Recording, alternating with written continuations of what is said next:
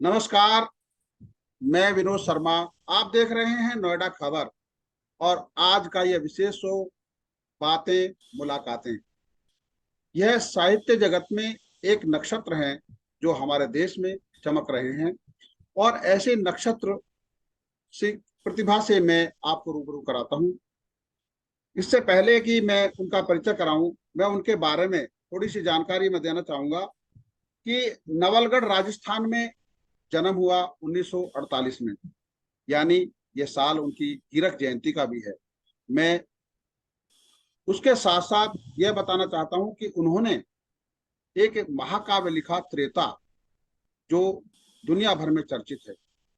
और सबसे बड़ी बात यह कि उनका सफर साहित्य के साथ साथ विभिन्न सरकारी प्राइवेट कामों में करते हुए दूरदर्शन के उप महानिदेशक के रूप में जो अंतिम पड़ाव था उनका, उस तक समाप्त हुआ 2010 में। तो मैं परिचय करा रहा हूं जाने माने देश के लेखक और कवि रमाकांत शर्मा उद्भ्रांत जी से। मैं अपने स्टूडियो में उद्भ्रांत जी का स्वागत करता हूं। नमस्कार सर। बहुत बहुत धन्यवाद आपका। नमस्कार विनोद जी, आपने मुझे आमंत्रित किया, इसके लिए मैं बहुत आभारी हूँ। जी। मैं सर सबसे पहले ये जानना चाहता हूं कि आपने जो लेखन की विधा है, सबसे पहले काव्य में या साहित्य में, किस में लिखना शुरू किया और किससे प्रेरित हुए? क्या परिवार में कोई ऐसा सदस्य था या कोई ऐसा गुरुजन मिले जिसके कारण आप साहित्य के क्षेत्र में आए? आपकी बचपन से रुचि इसमें थी? जी। विनोद जी, देखिए, हमारा जो परिवार था, जी। वहाँ घर में तमाम तरह की जो धार्मिक पुस्तकें थी, कल्याण आती थी, और साहित्यिक पत्रिकाएं भी आती थी। साप्ताहिक हिंदुस्तान, धर्मयोग, कादम्बिनी, ये सब पत्रिकाएं भी आती थी। तो इन सबको मैं पढ़ता था। और इसके अलावा बच्चों की पत्रिकाएं भी जितनी मशहूर थी, चंदा मामा बहुत मशहूर थी उस समय, तो ये हाँ जी। सब पढ़ते रहते थे। और इसके अलावा हम्म। मुझे लगता है शायद इसका असर पड़ा होगा, क्योंकि अब तुकबंदियों की जो शुरुआत मैंने कर दी थी, वो उस समय तो मैं शायद दर्जा 4 या 5 में पढ़ता था। और अच्छा। मेरी उम्र 8-9 साल की थी। तो हम्म। उस समय तो कोई इंस्पायरेशन की कहीं से बात आती नहीं है। तो हम्म।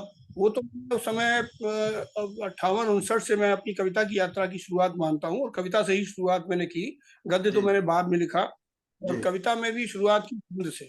तो इस तरह से शुरुआत हुई। और बाद में मुझे जरूर देखिए, मेरा सौभाग्य था कि मैं देश के जो शीर्षस्थ जितने भी साहित्यकार हैं, उन सब के संपर्क में रहा। उनका बड़ा मुझे इसलिए मिला, जी। 1964 में मेरा हम्म। संपर्क बच्चन जी से हुआ, हरिवंश साहब बच्चन जी से। अच्छा। और फिर उन्होंने जिस तरह से मुझे गाइड करना शुरू किया पत्रों के द्वारा, और फिर वो काफी अंतरंगता मेरी होती गई। वो कानपुर में जब एक बार आए किसी और कार्यक्रम में, तो मेरे घर भी आए। उस समय मेंबर ऑफ पार्लियामेंट थे, राज्यसभा के सदस्य थे। और फिर हम्म। मैं भी जब कभी दिल्ली आता था तो उससे मुलाकात में करता था।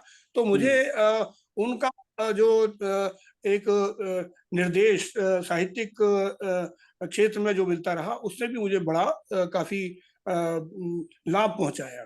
तो एक हम्म। तरह से मैं, आप ये कह सकते हैं कि अपना काव्य गुरु तो मैं उन्हें मानता हूँ, हरिवंश राय बच्चन को। और जी। कथा में अपना मैं गुरु मानता हूँ अमृतलाल नागर जी को। हम्म। बिल्कुल बिल्कुल।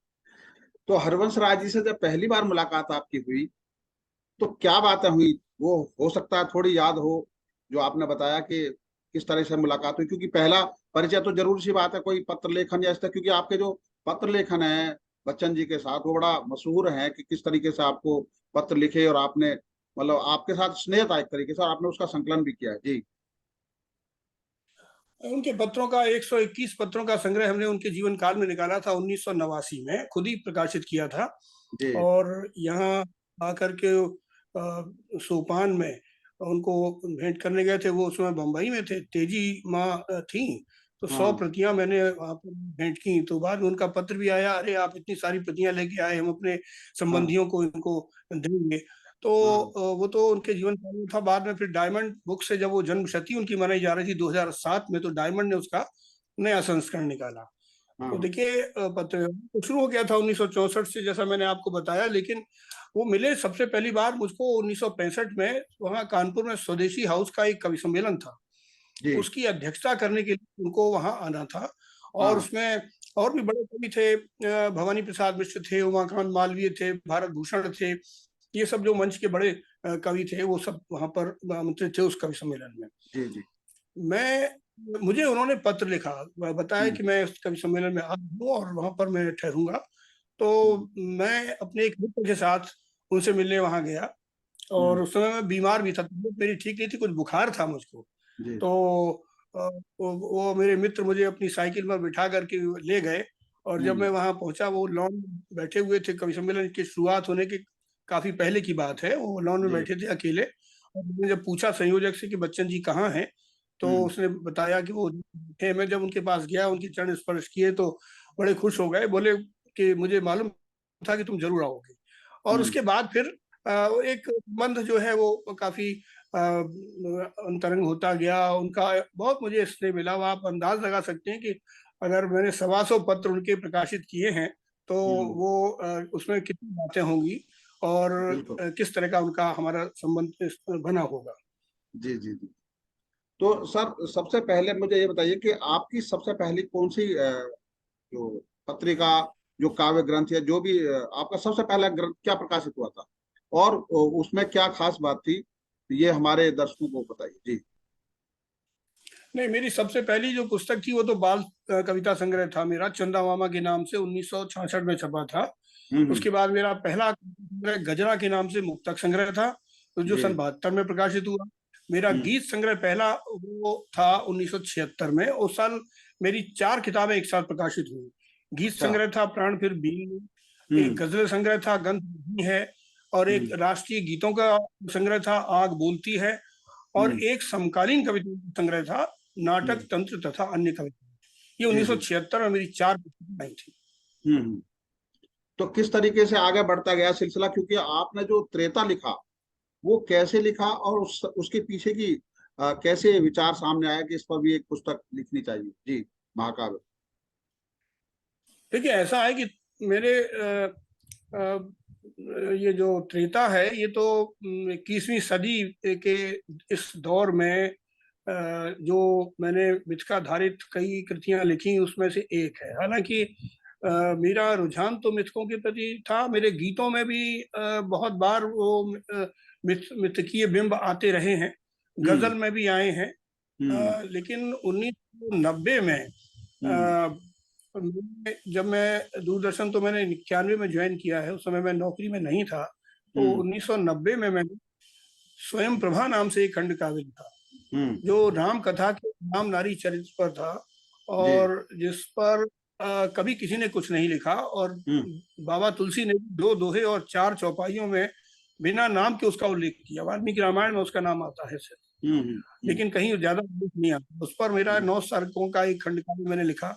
और उसके हम्म बाद रुद्रावतार मैंने कविता लिखी, जिसने मुझे बहुत ख्याति दी। मैं समझता हूँ कि इतनी ख्याति मुझे कभी किसी दूसरी रचना से शायद नहीं मिली होगी।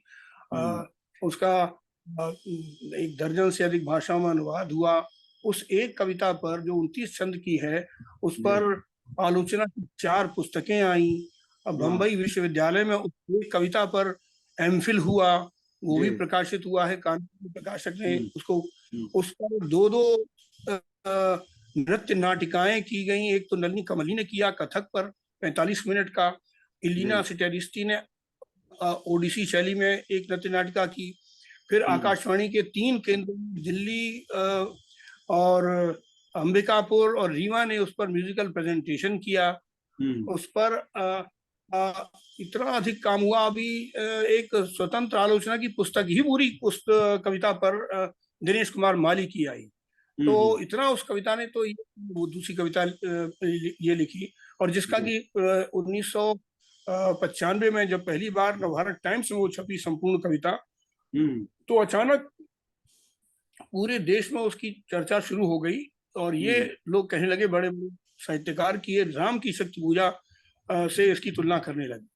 हम्म तो ये तो ये उल्लेख इसलिए कि मिथकों के प्रति कहीं ना कहीं सबकॉन्शियस में आकर्षण रहा होगा। तो मैंने सारी चीजें पहले छोटी उम्र में ही ये सब सारे पुराण और सारे जितने भी ग्रंथ हैं, सब मैंने पढ़ लिए थे 10-11 साल की अवस्था तक की।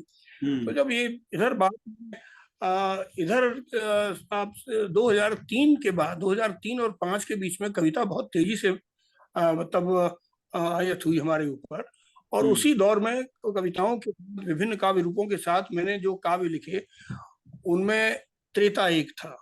और उस त्रेता के अलावा मेरे और जो महाकाव्य मैंने उसी अवधि में लिखे, वो एक तो राधा पर है, राधा माधव, जिसका 5 भाषाओं में अनुवाद हो चुका है, 2 संस्करण हो चुके हैं।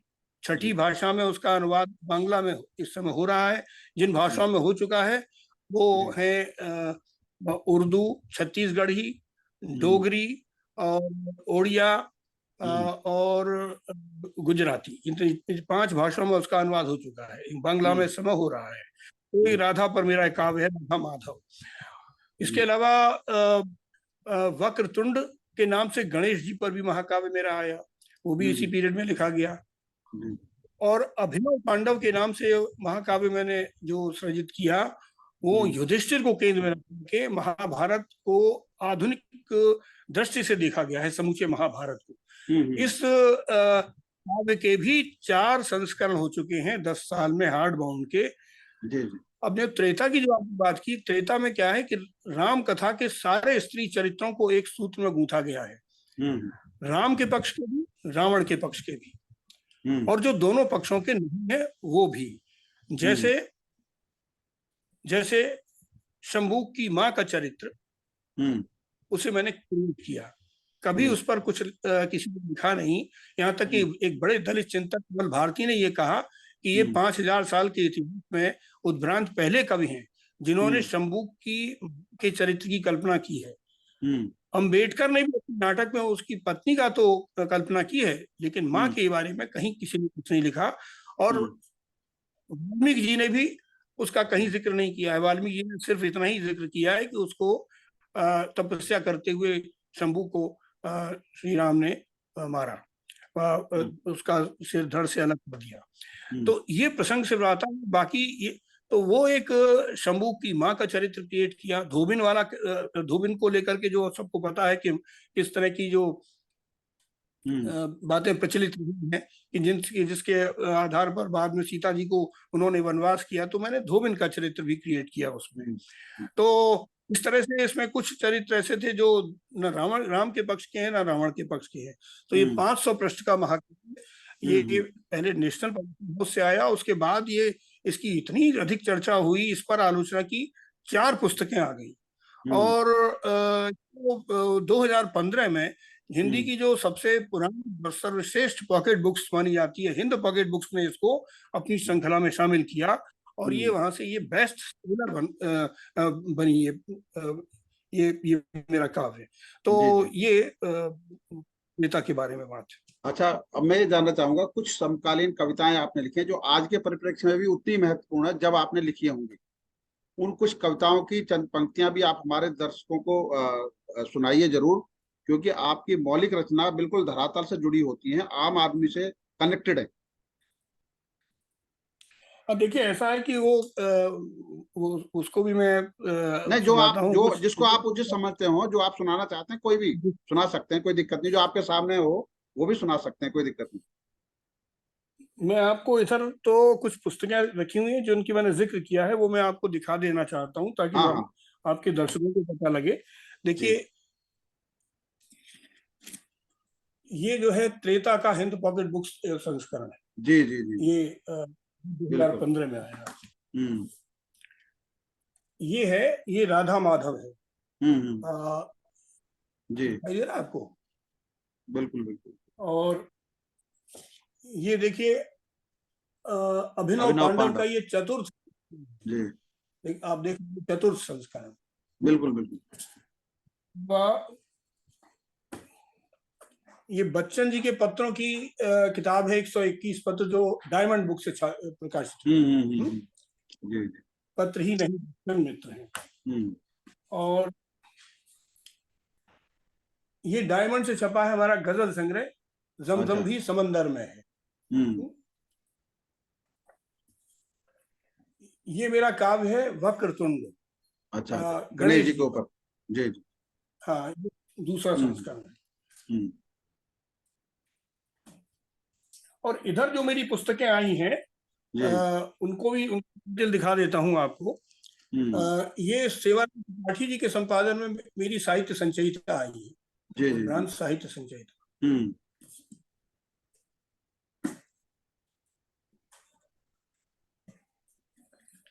और ये चयनित कविताएं आई हैं, कविताएं। जी जी।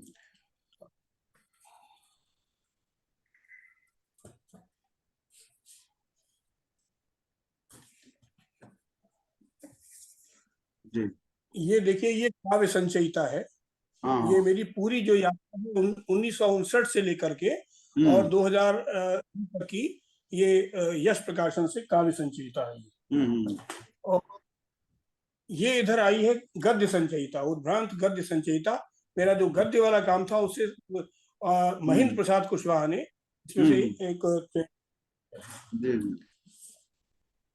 मेरी 20वीं सदी की जो रचना जो यात्रा थी, उससे डॉक्टर रेवती रमन बड़े प्रसिद्ध आलोचक थे, उन्होंने ये संचय किया था सदी का महाराज। 20वीं सदी में पुस्तकों के से उन्होंने किया था। और 21वीं सदी की जो पुस्तकें मेरी थी, उनसे शेष समर के नाम से, ये डॉक्टर बली सिंह दिल्ली विश्वविद्यालय के प्रोफेसर हैं, उनके संपादन में ये एक जो पत्र पर मैंने बड़ा काम किया, अभी हाल में ये 1041 पत्रों का संग्रह आया है, जिसमें हम वाह चिट्ठियों के उस सुनहरे दौर की, इसमें पहला पत्र 1965 का है और 2022 का भी पगारे जी का भी एक पत्र है। किस किस के पत्र हैं इसमें? इसमें 1041 पत्र। किस किस के पत्र हैं इसमें किसके नहीं है?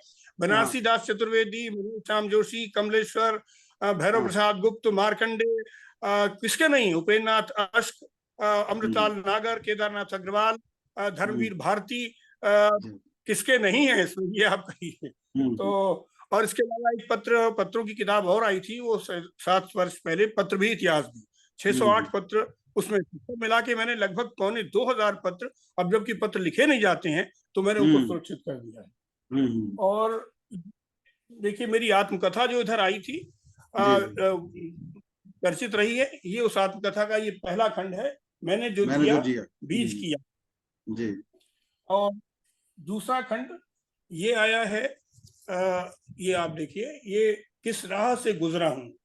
खास बात यह है कि इन दोनों खंडों के प्रकाशित होने के 2 महीने के अंदर पहले संस्करण दोनों खंडों के खत्म हुए और दोनों खंडों के दूसरे संस्करण इस मार्केट में आ गए। तो ये कुछ चीजें आपको बताना जरूरी था। और देखिए, जो आपने कहा कि मैं आपको वो एक कविता सुनाता हूँ। एक सेकंड, आपका कैमरे पे थोड़ा सा, आप थोड़ा कैमरे पे फोकस करिए। हाँ, अब ठीक है। हाँ, एक छोटी सी कविता मैं आपको सुना रहा हूँ। जी जी। यह सीता रसोई। हाँ। मेरे राम जन्मभूमि को लेकर के मैंने नहीं, अयोध्या पर 7 कविताएं लिखी थी। एक 7 कविताएं की सीरीज थी जो माध्यम में सत्यप्रकाश जी ने छापी थी। 2005 या 2006 थे। 6 कविताएं उन्होंने लिखी थी और 7वीं एक विद्यानिवास जी ने साहित्य अमृत में प्रकाशित की थी, राम जन्मभूमि। तो वो जो 6 कविता थी, उसमें से एक छठी कविता है सीता रसोई। बहुत छोटी कविता है, लेकिन आप देखिए इसमें मिथकीय कविता है। सीता का संपूर्ण जीवन 12-13 पंक्तियों में आया है, लेकिन साथ में अगर आप देखेंगे तो समकालीनता के सारे बिंब आपको नजर आएंगे इसमें। और ये कविता मेरी काफी बहुत चर्चित रही है। तो ये कविता है, सीता की रसोई में एक चूल्हा था वन गमन का। ध्यान से सुनिए, सीता की रसोई में एक चूल्हा था वन गमन का, आटा पति का साथ देने की सुहागिन साध का। आटा पति का साथ देने की सुहागिन साधका, आंख से टपकते जल से गूंथे जाने को व्यग्र। अपहरण का चिमटा, अशोक वृक्ष की लकड़ी और अग्नि परीक्षा की आग। धोबी के घर से भेजा गया लोकापवाद का था, अपने ही घर से निष्कासन का चकला और वाल्मीकि आश्रम का भेलन। सीता की रसोई में 2 गर्भस्थ शिशुओं को स्वावलंबी बनाने के संकल्प की अदृश्य चिनगारी। सीता की रसोई क्रूर समय की पृथ्वी से निकली और समा गई जीवन की पृथ्वी में।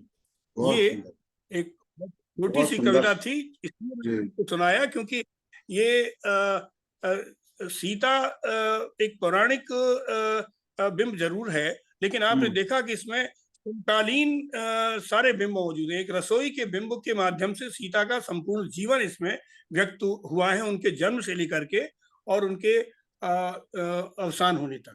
जी जी। और एक कविता और भी आपको, जो आप समकालीन कविता की बात कर रहे हैं, तो मैं आपको और सुना देता हूँ।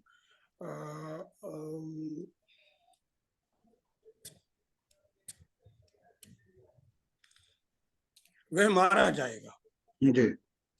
हेलो। वह मारा जाएगा जो कमजोर है, वो मारा जाएगा। जिसकी आर्थिक जरूरतें वो मारा जाएगा। जिसके सपने मामूली, वह मारा जाएगा। जो करेगा सिद्धांत की विकास, बचेगा नहीं। जिसने दिखाई बाजार को आंख, उसकी आंखों को निकाल कर दिया जाएगा नीलाम सरेआम। जरूरत की जिसने भी नैतिकता की अश्लील गाली मुंह से निकालने की, काट दी जाएगी उसकी जुबान। यह नया समय है, नई शताब्दी, रह सकेंगे इसमें समृद्ध और बलवान लोग ही। झुग्गी झोपड़ियों के निर्धन या सामान्य जन को यहाँ रहने का हक नहीं कोई। उसे मार ही दिया जाएगा, देर सबेर नहीं, बहुत उसकी हड्डियों की खाद और लहू की बूंदों से सिंचकर लहलहाएगी देश की उर्वरा मिट्टी में आलीशान चकाचौंध करने वाले मॉल्स की फसल। बीच में, अच्छा, आपने एक बात मुझे बताई थी कि आप नीरज जी के साथ भी बहुत करीबी थे, और नीरज जी के कुछ अच्छी बातें, क्योंकि बीच में हमें भी उन्हें मिलने का मौका मिला था, लेकिन नीरज जी की बहुत कविताएं अच्छी थी। तो नीरज जी के साथ का कोई संस्मरण आपका हमारे दर्शकों को बताइए, जब नीरज जी के साथ आप बैठे हैं कहीं। देखिए, ऐसा है कि जब मेरी ये कविता रुद्रावतार, जिसकी मैंने चर्चा की थी, बहुत ज्यादा चर्चित हो रही थी, जी, तो जी। उसी समय उड़ीसा से एक कवि सम्मेलन का निमंत्रण आया हमारे पास। ये बात है 2005 की, 2004 की बात है। तो उन्होंने हमको कहा कि आप तो आइए, हम चाहते हैं आप नीरज जी को भी आप ला दें तो सकें तो बहुत अच्छा रहेगा। तो नीरज जी से तो अब जाहिर है कि हमारा अब संबंध तो 1964-65 से हम कवि सम्मेलन में जाना शुरू हमने किया था, तो सबसे परिचय था ही। और मंच के तो देखिए, नीरज जी तो के साथ तो बहुत काव्य पाठ किया ही, लेकिन और भी जो मंच के सिद्धहस्त जितने बड़े कवि हैं, बच्चन जी, दिनकर जी, शिवमंगल सिंह सुमन, केदारनाथ अग्रवाल, नागार्जुन, इन सब के साथ मैंने कविता पाठ की। तो ये मुझे सौभाग्य, तो नीरज जी के साथ तो खैर बहुत। तो मैंने नीरज जी से बात की, नीरज जी ने कहा ठीक है हम चलेंगे, और वो हमारे साथ उस यात्रा पर हम लोग साथ साथ रहे। और वहां पर उन्होंने ये कि जो संयोजक उसके थे, मधुसूदन नाम भूल रहा हूँ, मधुसूदन, वो कुछ आगे कुछ और था उनका। तो उन्होंने रुद्रावतार पर एक विचार गोष्ठी भी रखी, और सम्मेलन के अगले दिन, और उसमें नीरज जी की अध्यक्षता थी, और वहाँ की उड़ीसा साहित्य अकादमी के अध्यक्ष भी थे। उसमें कुछ लोगों ने वहां पर उस पर पर्चे पढ़े। तो नीरज जी उस वक्त उन्होंने जब जो बातें कही रुद्रावतार को लेकर, उन्होंने कहा ये उद्भ्रांत जी की कालजयी कविता मैंने पढ़ी है, ये बहुत ही महत्वपूर्ण है।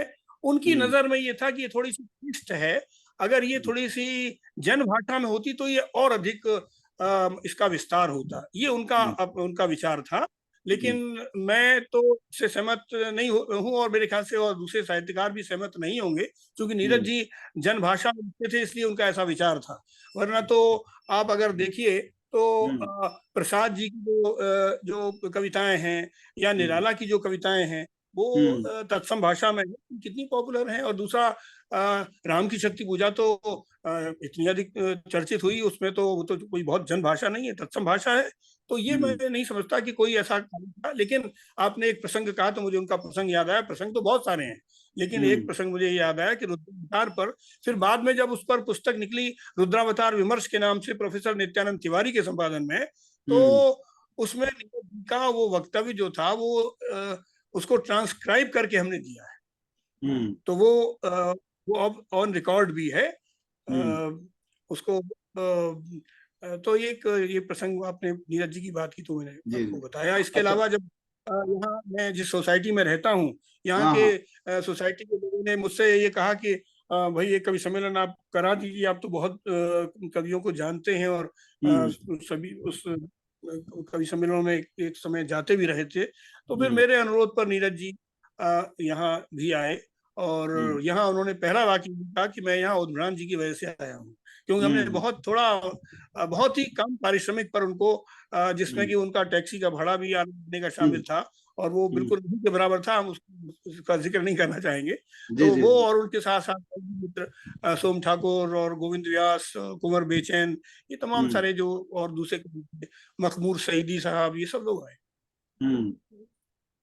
अच्छा, आज के दौर में जब आपने शुरू किया था लेखन, जो लिखने की शैली है कविताओं में, आज की जो काव्य शैली है उसमें कितना बदलाव आया है, और जो आम आदमी जनमानस से कितनी दूर हैं, कितनी आज की जो नई पीढ़ी है उनको भी आप कुछ कहना चाहेंगे? नहीं, देखिए, वो तो बदलाव तो बहुत स्वाभाविक भी है। वो जो समय था जिस समय कविता लिखना शुरू किया, उस 7वां दशक था, 7वीं दशक के उस दौर में, अब देखिए कविताओं की कई धाराएं प्रचलित थी।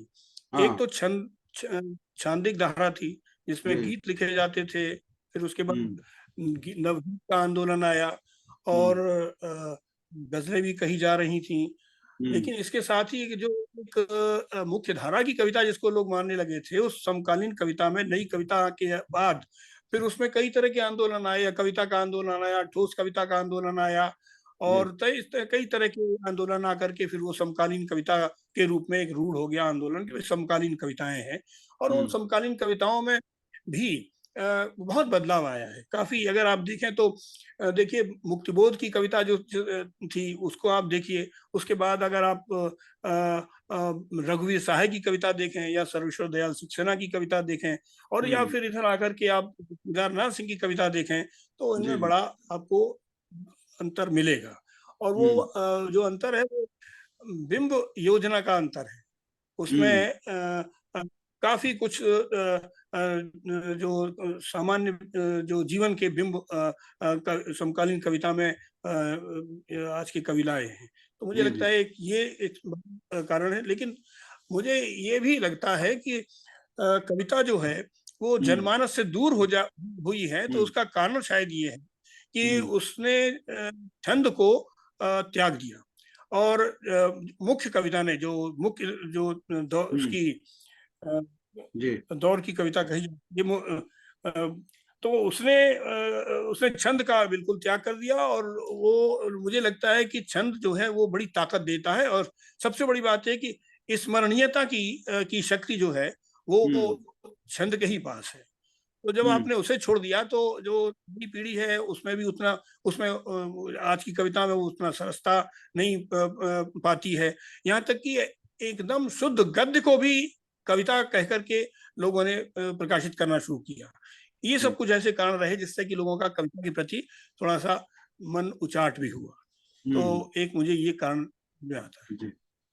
तो आज हमारे दर्शकों को एक चीज और बताइए कि अभी आप किस पे काम कर रहे हैं, जिसको लिख रहे हैं, और दूसरे रिसेंटली जो अभी आपकी कुछ वो आई हैं, किताबें आई हैं जो रिसेंटली आई है या कुछ आने वाली हैं, वो भी हमारे दर्शकों को बताइए कि जिसका इंतजार लोग कर रहे हैं, या भी लेखन, क्योंकि आपका लगातार पहली बार, मतलब मैं देख रहा हूँ 11 साल की उम्र से शुरू हुआ लेखन आपका 75 साल 76 साल की उम्र तक चल रहा है। हाँ, विनोद जी देखिए, मैंने कुछ तो पुस्तकें आपको बताई नहीं कि मेरी जो इधर आई हैं, हाँ हाँ। लेकिन आ, एक काम मैंने और जो किया वो जी। 2014 में सक्रिय हुआ फेसबुक पर। हाँ जी। तो फेसबुक डायरी हमारी पिछले साल आई थी, क्षणों के हाँ। आख्यान के नाम से। देखिए हम्म। ये है वो, अच्छा। ये क्षणों हाँ। के आख्यान, जी जी जी। ये फेसबुक डायरी 2014 से लेके 2021 के शुरू तक की है। और हाँ अभी इसका जो सेकंड पार्ट है, जो हाँ। 2021 से लेके 2022 तक का, वो हम्म अब चल रहा है, मेरे ख्याल से जुलाई के एंड तक आ जाएगा। तो हम्म एक तो ये चीज है। और नया तो इधर नहीं लिखा जा रहा है, इधर तो हम्म कविता नहीं आ रही। कविता तो छुटपुट हम्म पिछले 10-12 साल में शायद हम्म 2-4 कविताएं आई हुई, इसके अलावा नहीं हम्म आ रही, क्योंकि मैं मुख्य रूप से गद्य पर काम कर रहा हूँ। तो हम्म और वो सब चीजों को समेट रहा हूँ जो बहुत सारा हम्म। बिखरा हुआ था, उसमें जी जी। मुझे लगा समेटना भी जरूरी है। बिल्कुल क्योंकि बिल्कुल। देखिए, बच्चन जी की एक पंक्ति है, हाँ हाँ। उनका जो अंतिम संग्रह था जाल समेटा, तो उसमें हम्म वो उनका गीत है कि जाल समेटा करने में भी वक्त लगा करता है माझी, हो हम्म। मछलियों का। तो जाल समेटना भी जरूरी है, हाँ वरना हाँ। पता लगा कि आप समेट नहीं पाएंगे और आपको पता लगा कि आप सब यहीं का यहीं वो रह जाएगा। तो इसलिए मैं समेटने का काम कर रहा हूँ। तो लिखना मेरा कविता में तो नहीं हो रहा है। हम्म। एक एक चीज मैंने आपको और मैं बताना चाह रहा था जी कि जी। जो मेरा देखिए, मैंने बाल साहित्य भी बहुत लिखा था। जैसे मैंने आपको हम्म। बताया था, मेरा पहला कविता जी 1966 में आया जी था। जी। तो हाँ। मेरी बाल साहित्य पर आलोचना की एक किताब, डॉक्टर राष्ट्रकुमार बहुत बड़े साहित्यकार थे, बाल जी। साहित्यकार थे, और प्रकाश भारती जो नंदन हम्म के संपादक थे, उनके हम्म संपादन में ये किताब आई थी। और उसका ये हम्म नया संस्करण था, ये उद्भ्रांत हम्म। का बाल साहित्य, जी। ये सृजन और विवेचन। हम्म और हम्म इसमें मेरे ऊपर तमाम लोगों के आर्टिकल्स भी हैं, मेरे बाल साहित्य पर, और मेरा बाल साहित्य भी है। इसके अलावा हम्म। एक मेरा और बहुत चर्चित काव्य जी। नाटक है, हम्म फूल।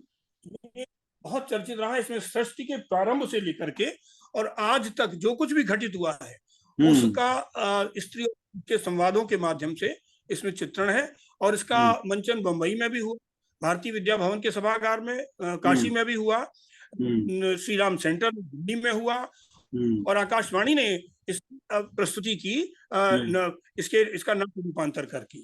तो ये जी जी। ब्लैक होल मेरा काव्य नाटक, लोग ये कहते हैं कि अंधा युग के बाद ऐसा काव्य नाटक हिंदी में आया है। ये हम्म। काशीनाथ सिंह के, और भी लोगों ने ये बात कही। तो ये कुछ चीजें आपको मैं बताना चाह रहा था। और इसके अतिरिक्त आप और क्या पूछ रहे थे? हाँ, मैं बस ये पूछ रहा था कि जो अब चल रहा है, जो आज के दौर में जो चल रहा है उसको लेकर, क्योंकि अब हमारे पास समय है 2 मिनट, और आपको 1 मिनट में बात समाप्त करनी है कि आज की जो जनरेशन आ रही है लेखकों की और कवियों की, उनको आप क्या संदेश देना चाहेंगे कि वो मौलिक लेखन में क्या एहतियात बरतें ताकि उनका लंबा नहीं, देखिए चलेगा लेखन। संदेश तो देखिए, ऐसा मैं संदेश देने का योग्य तो अपने को नहीं समझता। मैं तो जी नई जी पीढ़ी को एक ही बात कहता हूँ, जो मुझे मेरे गुरु हरिवंश साहब बच्चन ने कही। ये जी उनका तीसरा चौथा पत्र था, जिसमें जी। 1964 में, जिसमें उन्होंने मुझे लिखा कि हाँ। कविता लिखने के लिए 3 चीजों की जरूरत है: जी। प्रतिभा, हम्म अध्ययन और हम्म। अभ्यास। अगर जी। कविता तो आप अपने आप लिख रहे हैं, इसका मतलब प्रतिभा आप में है, लेकिन हाँ। अध्ययन और अभ्यास, ये दो बहुत जरूरी चीजें हैं। और हाँ। उनका ये भी कहना था कि जी। 100 पृष्ठ पढ़े तो एक पंक्ति लिखे। बिल्कुल। ये बात मैं नई पीढ़ी को कहती हूँ, नई पीढ़ी को ये बात हमेशा समझनी चाहिए कि जी जब तक आप पढ़ेंगे नहीं, जब तक जी। कि आप ग्रेट मास्टर्स को जानेंगे नहीं, तो जी आपको ये नहीं पता लग पाएगा कि वो कहाँ तक, किस ऊंचाई तक गए हैं। और जी जी। उन्होंने और जब तक वो नहीं बिल्कुल। पता लगेगा, तब तक आप कुछ अब मौलिक नहीं दे अब सकते। हमारी वार्ता का समय समाप्त हो रहा है, और आपने समय दिया इसके लिए बहुत बहुत धन्यवाद सर। आपने आपके जीवन के अनुभव से उम्मीद है हमारे दर्शक भी सीखेंगे, और आपने जो बातें कही लेखकों के लिए भी और आने वाली जनरेशन के लिए भी वो बहुत उपकारी होंगी, उपयोगी होंगी। आपका बहुत बहुत धन्यवाद सर। बहुत बहुत धन्यवाद आपका भी विनोद जी कि आपने मुझे इस कार्यक्रम में आमंत्रित किया, और आपसे बात करके मुझे बहुत अच्छा लगा। कुछ आपने ऐसे सवाल किए जिनसे जी मैं जी कुछ ऐसी बातें कह पाया जो उसके पहले मैंने कभी नहीं कही। बहुत जी बहुत सर। धन्यवाद। आभार। नमस्कार। नमस्कार।